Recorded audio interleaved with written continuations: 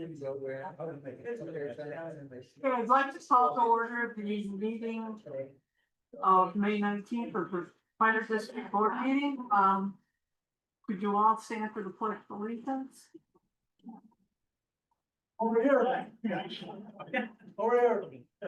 Pledge allegiance to the flag of the United States of America and to the republic for which it stands, one nation, under God, indivisible, with liberty and justice for all. Thank you. We have the roll call, please. Aldrich. Here. Beckman. Here. Fox. Here. Burknight. Here. Colin. Here. North. Here. We have a quorum. Like it stood up. This is the meeting that we do the special presentation of our 25-26 budget. Chief and Deputy Chief Mantles will take the floor, and then they will answer any questions from the audience afterwards. Chief? Hello, we're gonna try this without a microphone. So if you can't hear, just yell and we'll turn on the microphone. To get a bit of feedback, but in any event. So, I thought that we had enough of the severe weather, natural disasters, and gas leaks after the last event. So now what we had was a storm that I think was historic for me. As far as, I've never had more trees go down, power lines down. We did, I think, 25 calls in about 3 hours, so pretty much taxed the whole system, and I'm sure you guys were all part of that. So welcome to the budget presentation. Chris and I are going to attempt to do a quick overview of what's happened, where we're at, where we're going. You have a board packet that we sent out. This will touch on many of those things in that packet. So, was that Douglas? Put a tree down. 2, 3 minutes.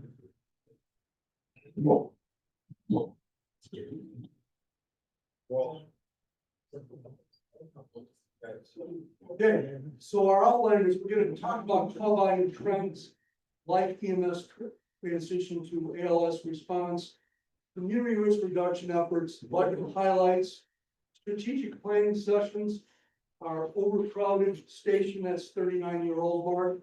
Not trying to embellish or dramatize that. You're welcome to spend a month up in the dorm room up there for $3.69 an hour. So we'll talk about that later. Our current and future plans and non-tax revenue. So it's no secret the call volume in 2024, 7 months were historic levels. We did about 14.4% increase from 2023.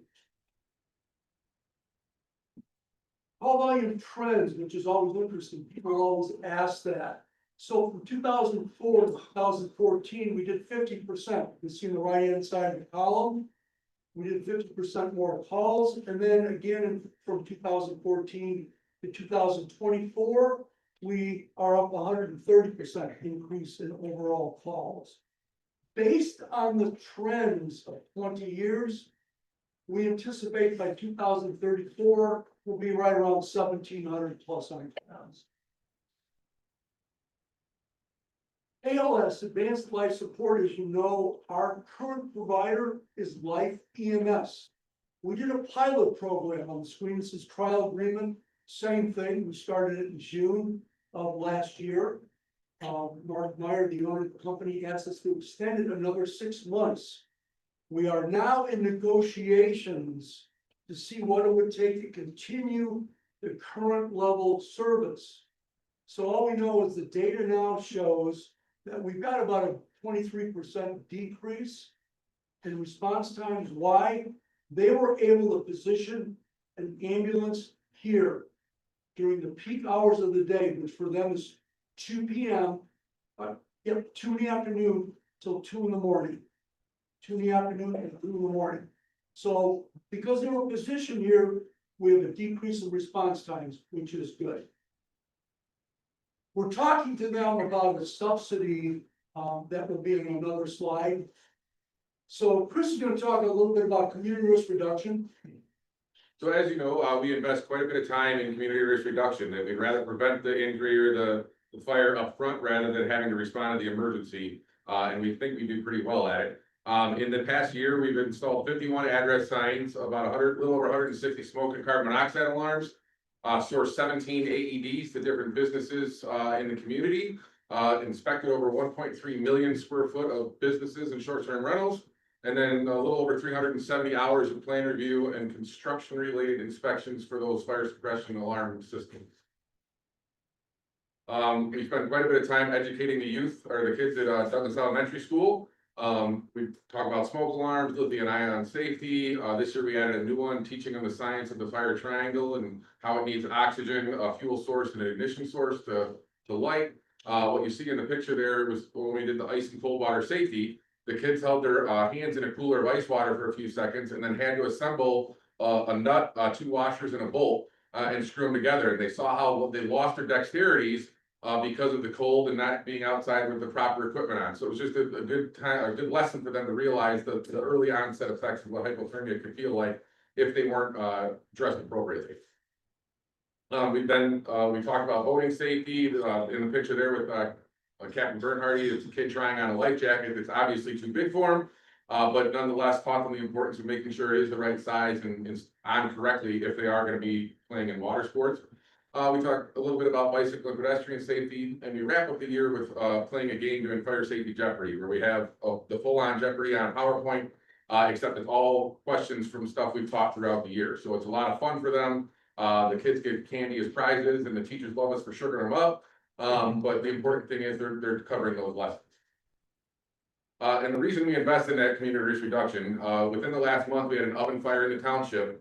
The homeowner outlined that they forgot the stove was on, a piece of plastic fell on it, likely causing the fire to start. The homeowner was distraught, panicked, and didn't know what to do. The 17-year-old daughter was the calm one who instructed the mother of everything to do in getting outside, calling 911, and getting assistance from a neighbor with a fire extinguisher. She learned all those skills from the fire and life safety lessons we teach at Douglas Elementary.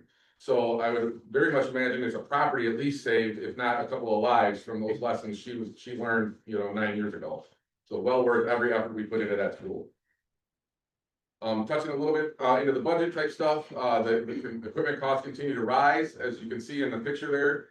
This year we have to be replaced every 10 years by mandate for each firefighter, and it costs under $34,000, I'm sorry, to outfit one firefighter, and then that's every 10 years. So figure $3,400 a year per firefighter in a year that has to be put away to have the right amount of money to replace it when the time comes. For the last few years, we've been able to maintain the budget at the same 2.5 mils, or that's since the 2023-24 fiscal year. Going into this next year, we're anticipating a 9% revenue increase just from increase in property, sales, property or building permits and construction. So we believe that 9% or that 9% will cover the increase in operational costs. As I'm sure you all are seeing at home, your natural gas bill and electric bills and paying for fuel at the pump is going through the roof. And at this point, those costs that I showed on the previous screen don't include anything to do with tariffs. They haven't even accounted for that for us yet. So I'm sure that's yet to come. So throughout the year, the board conducts strategic planning sessions to find out where we're at, because sometimes capital improvement plans, at best, are fluid documents. Universally, unanimously, what has been decided is we need to bring storm water into this building. We have a 2-inch water main, that's the original water main, cannot handle fire suppression. Also, we're on a septic system. I'll leave it at that. The other thing that we're looking at doing is, we've been talking about this for maybe 2.5 years. We need to expand. Primary reason is there's too many of us in the sleeping room. There's no gender separation. It's just bad enough the way it is. It's been like that. Some of the people sleep out on the training room floor, and it just is not acceptable. So we talked about doing an expansion here, whether it's to the north, a 2-story, or to the south. But we got a better idea for you. And it's in Douglas. Thanks to Lisa and all the council that kind of gave us this opportunity. We're in discussions. This is something that we have put a lot of heart and soul into. So much that we drafted a letter of intent for this, to purchase it. And do a pre-occupancy lease sort of thing. So those things are in discussion right now. Staffing demands was another priority. We begged the board, you need to give us more inspectors. So the way we would do that is we have budget for 2 firefighters / EMS personnel that would also during the day serve as fire inspectors. We have Kyle who's doing during the day, Chris Bernhardt is doing during the day, and we would have 2 more that would be on 24-hour shifts.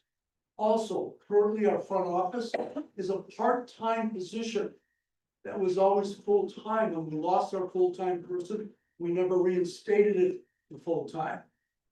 That's gonna change. The other item that came up recently is about Life EMS, our ALS provider. So here's what came up: to maintain the same level of coverage here at the station. We don't own them, they can go other places. They have a presence here. They want an ambulance support subsidy. Board is currently working on, what are we gonna do? In other words, they want a fee. Who's gonna pay for it? Can we absorb it out of our medical expense? What happens when it goes up the following year? So we will be working on that. Again, the sewer water, the septic from 86, we can't expand it, we can't replace it. We're kind of in a conundrum right here. The suppression system we talked about, as soon as we add units on up there, the thought process is we would move some people down, God willing, to the Douglas location. Then we would get all the people out of that sleeping room up there and enlarge the existing training room, where we would add 3 to 5 more sleeping rooms separate up there. So the crews will be split. Water and sewer estimates for police and Vandenbrink were around $400,000. $350,000 to bring in the sewer and water, and about $50,000 to fix the parking lot. I think we will all admit the original parking lot has superseded its life expectancy. So we would bring in sewer and water from across Blue Star, bore underneath, put up the parking lot and bring it into the building.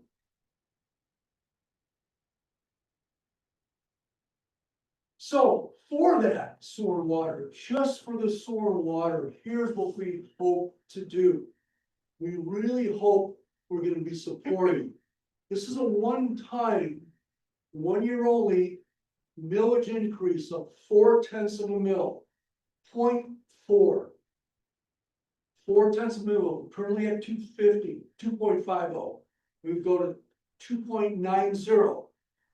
That millage would pay for the sewer water to bring into the building. And then it would be taken off the next property tax bill. I hope that's clear. It's not perpetual. So what does that mean for your taxes? For example, like if you have a $200,000 taxable value on your house, it would be an increase of approximately $80 a year. $300,000 would equal $120 a year for that 1 year millage just for the water and sewer. As we kind of talked about, we're 130% higher in our call volume than we were 20 years ago. 68% of our coverage area is south of the Kalamazoo River Bridge, including Oval Beach, etc., stuff on the peninsula of Saugatuck. And 56% of our EMS call volume for 2024 was south of the River Bridge as well. That's EMS only, not including fire. So as Chief Janik alluded to earlier, our training room that was built in 1987 as purely a training room is now stuffed with a ton of other things. There's 4 offices, a dining room, a living room. It's still used as a kind of training room, office storage, the copy machine, and then it's also serves as the regular fire board meeting room. So much stuff stuffed into one room, and me and Chief Janik is sitting in the picture posing for a photo op pretending to work. So, and then what is pictured here is what was an office originally, for the former clerk and I think fire inspector years ago.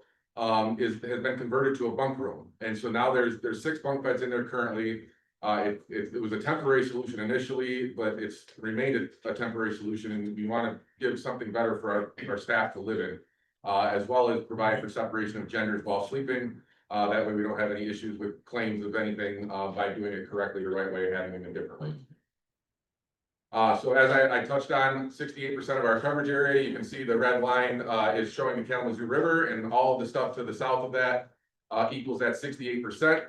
The orange dot, it's kind of hard to see up there on the screen, is the 415 Wiley Road, former Holland Hospital building that is now owned by the city of Douglas, where we're in discussions, as Chief touched on, for potentially purchasing suites 1 and 2. This is what the Holland Hospital layout originally was. In the bottom left corner is the big physical therapy room. You can see the smaller rooms up to the top were the PT, treatment rooms. And then down in the bottom right corner where Dr. Meyer's offices were, in the treatment rooms for him. Showing a quick overlay that I put on here, we were able to use the physical therapy room, or the big room, as our training room. Those could all become offices in what was the physical therapy suite. And then the treatment rooms would become sleeping quarters for the staff. It'd take very minimal moving of walls to adjust for the dining room and the kitchen, which we think would be cost effective for all parties, because it helps Douglas by dumping a space they don't need, and it helps us by not having to spend to build that from scratch, because all the walls are just about where we need them already. So in the end, the taxpayer is the one who's going to save. So our plan is to continue the discussions with the city of Douglas. This came up roughly 2 months ago, so we haven't had time to finalize enough plans to have something to present today.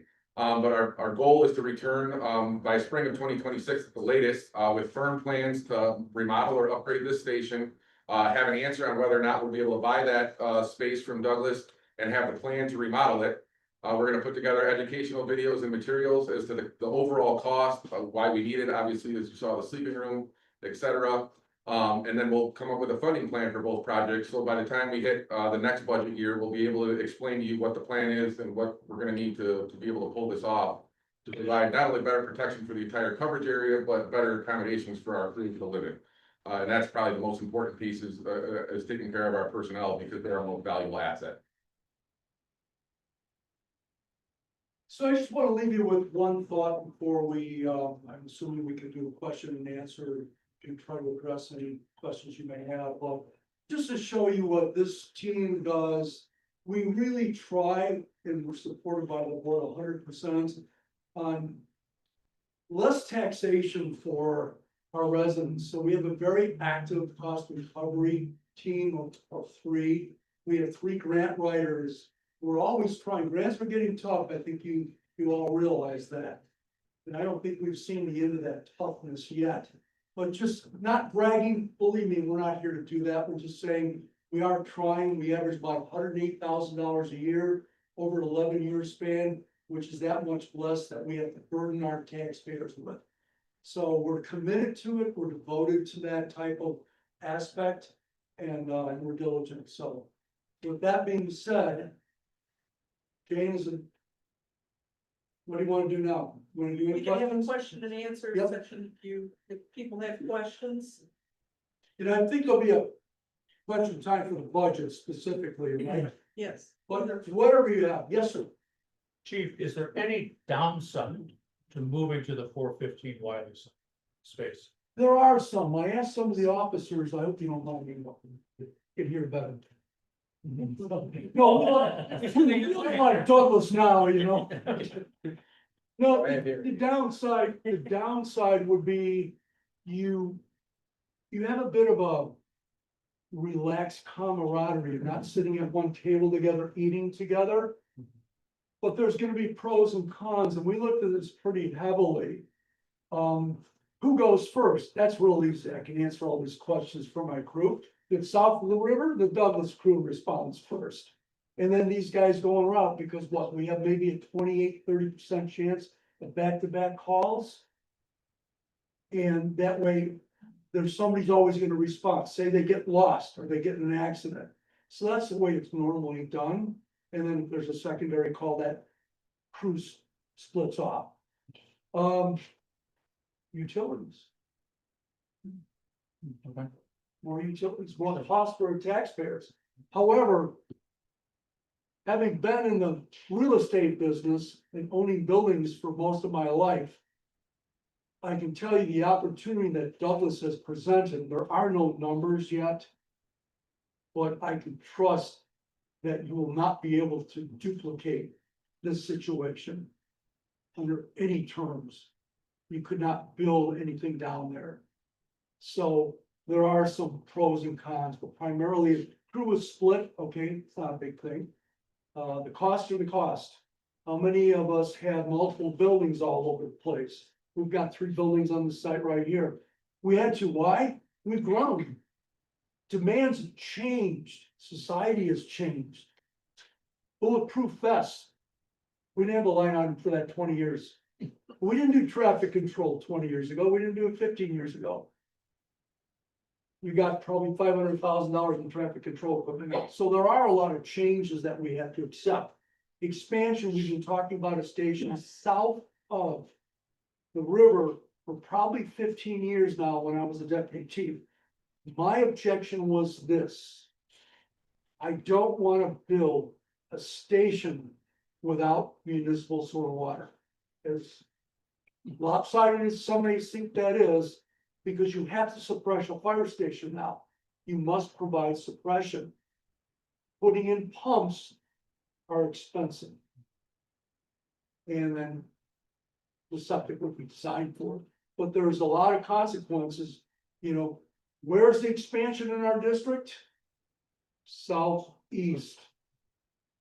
So you have a lot of benefits on that, but pros and cons, they're there, but they're minimal, probably 5. That answer your question? Yeah, thank you. I didn't expect there were a whole lot of them. It seems to me that the first time I heard you mention as a possibility, the bell went off. Like, oh, that's just perfect. Why would you not do that? We think it's perfect too. Yeah. Anything else I can help with? Greg, I gotta, Yes, could sir. you elaborate on the subsidies that life will cost? Just ballpark, because, you know, they may be sitting here going, what is this, $1 million? Sure. So the subsidy that Mr. Meyer proposed for Life EMS was $28,600. That was, police board called me out, but that was less than we thought. When I believe Township first approached Life EMS to have a 24-hour, 7-day-a-week presence here, we had to house the staff in separate rooms. We don't have separate rooms.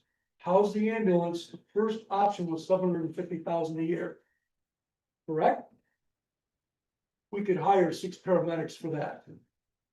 There aren't enough ALS calls to support that. So there were 3 other options, none of them were feasible. If that's fair to say. So meanwhile, we decided we should have one provider. We just thought either AMR at that, you know, or Life, either one. Turned out Life was more interested than AMR at the time.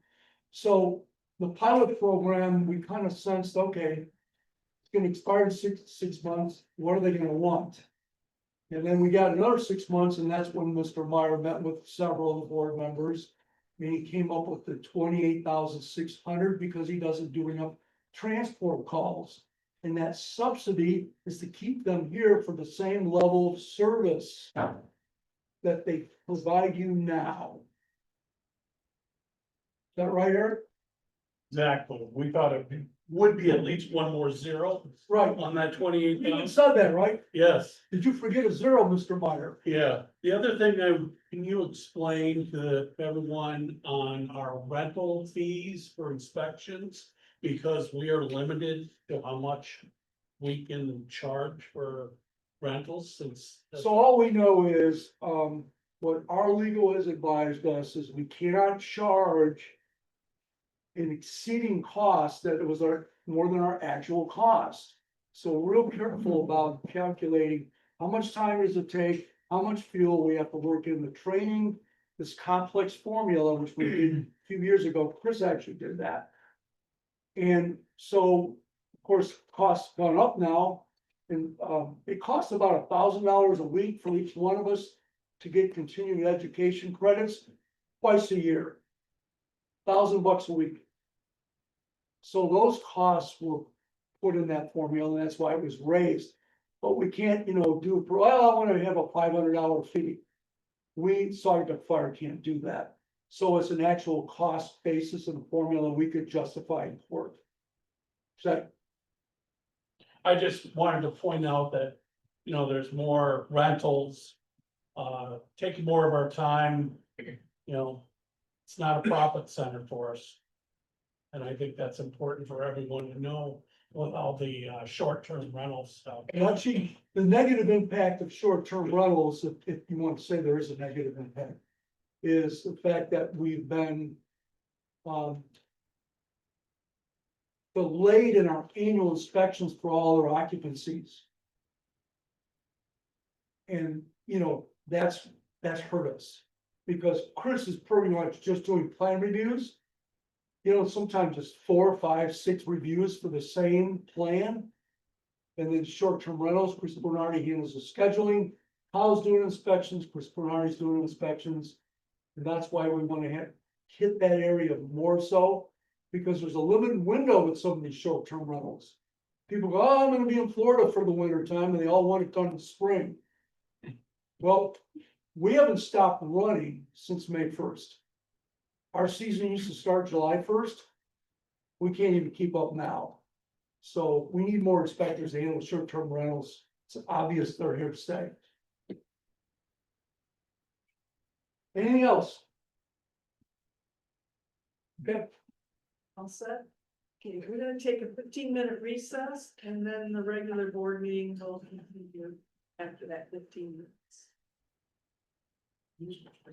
Yeah, leave or stay, or I know we're fascinating, so. It's a lot of fun. Yeah, I'd like to make you all, yeah, no, May 19th. Please turn off your cell phones. And please try to not text during the meeting, it's against the Open Meetings Act. Could we have approval of the agenda, please?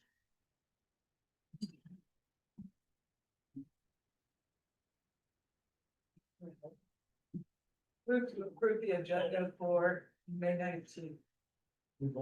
Minute. second. I have a motion by North and a second by to approve the agenda. Could we have approval of the minutes, please, of the April 21st regular meeting? I'll make a motion to approve the minutes of the regular minutes from April 21st. I'll support. Okay, I have a motion from Beckman, support by Aldridge. Aldridge. Love your name is down there in the table. All those in favor, please say yes. Yes. Opposed? Moving on to the minutes of the May 5th workshop meeting. Make a motion to approve the minutes from May 5 workshop. I'll support. Oh, A motion by Beckman and a support by Aldridge to approve the minutes of the May 5 workshop. All those in favor, please say yes. Yes. Opposed? Motion carries unanimously. Moving on to public comment. There's not a lot of public over there. We have requests for payments, please. Scott's not here. Eric, could you take over? Yeah, I'll make a motion to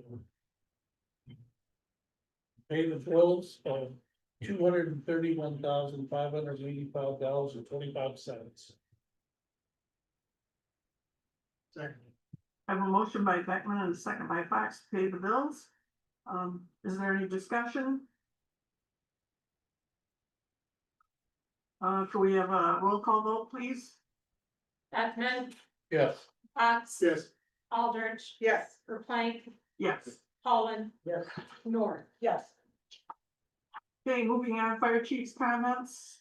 Okay, Wendy, Chris, can you put up the total incidents? And I'll go through this pretty rapidly. You do have hard copies on your table. Yes, sir. And financial report is Oh, first. yeah, fine. Okay, so we're on page 31 of 34. We collected you're shy of 100% of what budgets or revenue. I don't see anything really changed. There might be some more cost recovery or expected plans to be used for. Definitely have a budget adjustments meeting, current budget for next board meeting in June. And then there are a couple line items that are over budget, the expense side, but still. You've only spent as of today's meeting 73% of what was budgeted.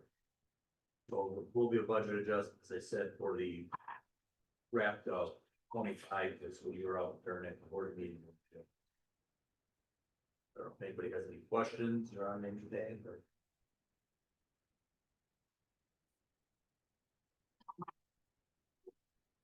Thank you, Peter. Excellent. Okay, moving on, fire chief.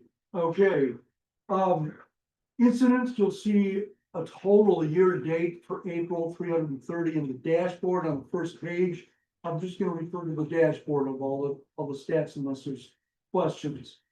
So average for the year is typically 65 calls. In April was 83, pretty much status quo on that.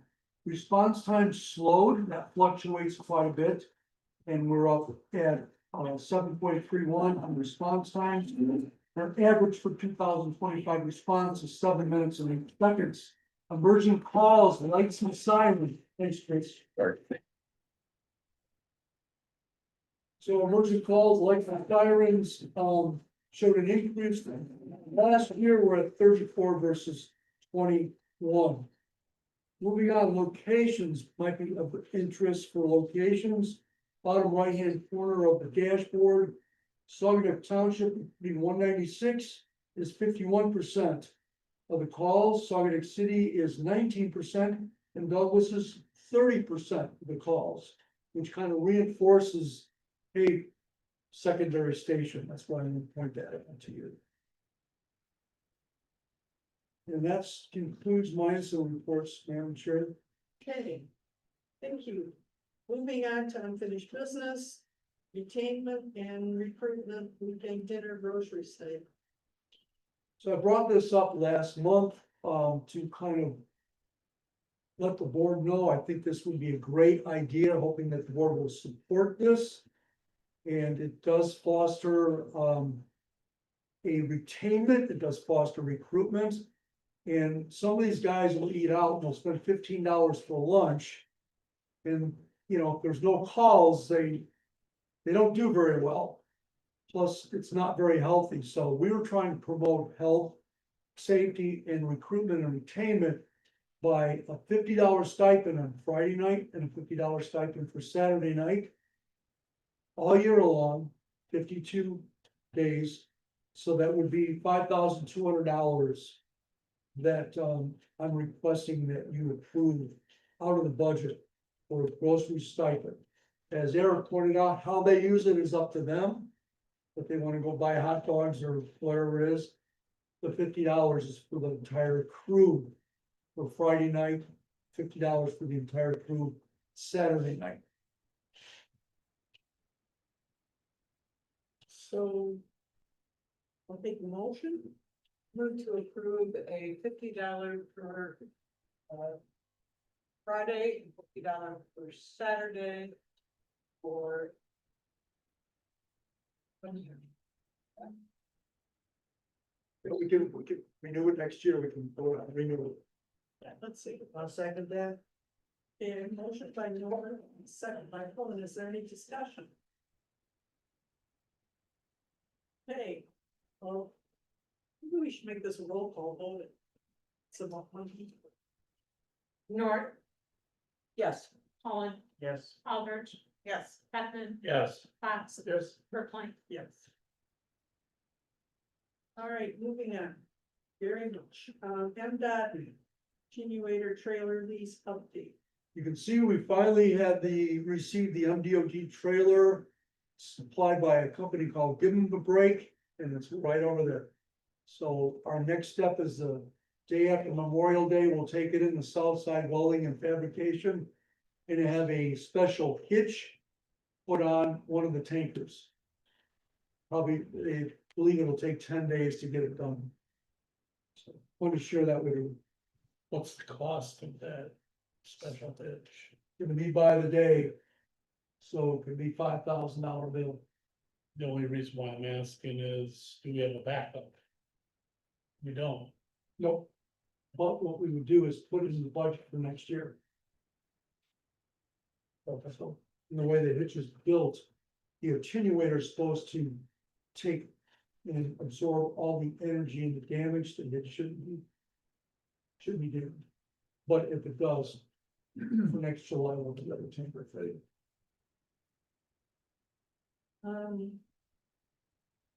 Moving on. Item C, life EMS support subsidy agreement discussion. So we did get an existing agreement, compliments of the township. That kind of can be used for a draft for a future agreement. And because of the board preparation for the budget and all that. I haven't worked on that yet, but my goal is to do a red line of the current agreement with township and modify it for current terms. I'm gonna try to do a 5-year. I'm gonna talk about some escalating fees that were single digit, so that's in progress. One question I have was whether, given the township's existing relationship, cost and everything for the, with life.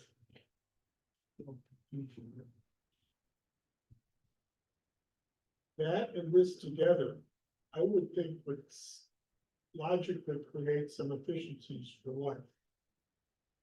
We didn't discuss this in that meeting. But if that's the case, rather than just say, your number's good with us, say, vehicle, that are kind of a give and take, Meyer, and see if we can put ourselves in slightly better deal. Yeah, I think the board has some, and certainly has some discretion and some leeway as what to do with that. I mean, if, as a township resident, my first response would be, I'm already paying. But they're only paying for part of the township. They're not paying for anything north of 130th. So it'll take some time to get a draft together that has equity in it. And I think maybe drop it in life support. And ask them, it shouldn't, because you're exactly right. I mean, Chris even mentioned it in the meeting. It's a funny situation where you've got people in the township paying specific assessed amount, special assessment. Yeah, I think they're paying $22,000 now.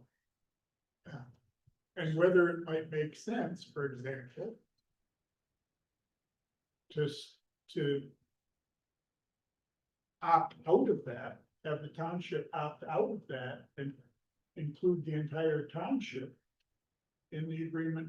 I mean, it's just, I'm not proposing, I'm just questioning, because otherwise, got a really camel with a solution with part of the township getting a quote unquote free ride, and part of the township paying premium price for exactly the same service from exactly the same supply. And I think we kind of talked about, could we absorb this within our budget? Yeah, no. So we don't have to pass it on, right? But when does their agreement expire July 1st. on the, or south? Oh, this one? No, I think it's 2.5 more years. 2.5 years as we And did. most of that, Casey, do you remember? I don't know, I talked to Tony about it, I think you're right. I think it was 2 years and a few months that it had been renewed. I just think that ought to be discussed when we're trying to put this all together. In maybe a 5-year plan, maybe we should do an agreement. to coincide with their agreement, so when it expires, we can do all together. Well, it's just. Their agreement, as I understand it, but their agreement includes. The biggest part of that agreement is service that is not in the township, right? Right. So you're only paying for what part of it is in the township, so. Equalizing the cost is, down the road is gonna be a bit of a challenge, and. If we get into a situation where you go, no, we'll put it all together for the town, they're arguing. Those other communities are gonna have to pick up. The share that was. Well, we would take, the way I would look at it, we would take the existing subsidy and fill it into this one, then their subsidy wouldn't be as high. I'm saying, I don't know that that's the right, I don't know that. Folding it in.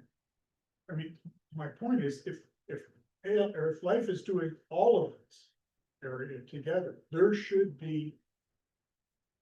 Economies built in. That weren't there when they got the deal for Fenville and all the rest of that, so. And I don't wanna see those just get dumped back in this, when honestly, I think at a reasonably strong position to say, hey.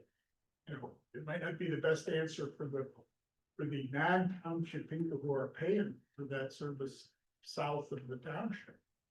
But it might be better for all of us to include that in this negotiation, and they can get out of it, I assume you can get out of it.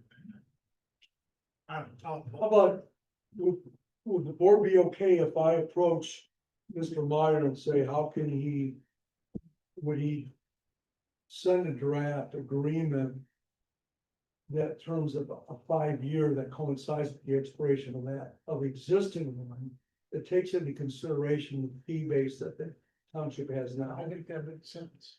Yeah. Is that okay? Instead of having two, he'll probably wanna mesh it somehow anyway. Yeah, it only makes sense. I just, So, my only fear is that. Life's compensation as it exists right now for that part of the township is premium priced. Cause it was cut as a one-time deal, they weren't out there, so accommodations were made, and I don't think. Life did them any favor, if that's the case, I just don't want that. Premium price notion to just automatically get. So yeah, we'll give it more territory, so that ought to be discounted. That's exactly. Yeah, Reasonable, make more money. Reasonable to talk about. Yeah, I agree. okay, I think we should move that discussion to a workshop That's fine. and I'm in. move on to the meeting tonight. Okay, so 415 Wiley Road, we have drafted a letter of intent. That's been submitted to the board. To Douglas, I'm sorry, to Douglas in the board pack. Okay. That letter is in here on page 33. It's not in our board packet. I know it's in our. Oh, right, not your, no, it was sent via our packet, you guys. Sorry to have a ceremonial signing, halfway, today, underneath the double arrows. Well, I'm reading it, it's a non-binding. Letter of intent that we're going to. Try to consider it. There's a formal letter of intent to say, hey, we're gonna take this as far as we can. Do we have $3 million to build a station there? We don't know how we're gonna do that. But the interest is there, and that was the purpose of the letter of intent. So you knew if we couldn't get funding, there's nothing binding, right? Mostly it's to let the community. What's going on. Okay. So moving on. We have to schedule the 25-26 budget public hearing. We have a motion to schedule that for June 16th, 2025 at. Motion to schedule the. Fiscal year 2025, 2026 budget public hearing for June 16, 2025 at 4 P.M. I'll support. A motion by Fox and support by Beckman. Is there any discussion? All those in favor, please say yes. Yes. Opposed? Motion carries unanimously. We have correspondence from Douglas Elementary School on page 34. How many? Yeah, just a really nice letter from the PTO thanking, the fire prevention team for attending the schools and the commitment and devotion that we carve out of the year to make sure this gets done. So not always easy. Sometimes we're strapped. There's nobody at the station. And, some of these lessons take a large degree of preparation. So it's something that we're committed to. And this just is an expression of thanks. And they gave us a bunch of fantastic cookies that I took all of them home. Yeah. Well, I know you want everybody to eat right, so that was nice of you to do that. Okay, is there any public comment? Barry? Okay, moving on, fire board comment, you have anything? Yeah, I just wanna thank the entire staff for setting this up and taking the time to make such a nice presentation. Thank you. I'm sorry it wasn't. Just, you know, kind of a tough time of day, we might kind of think about that. Drew?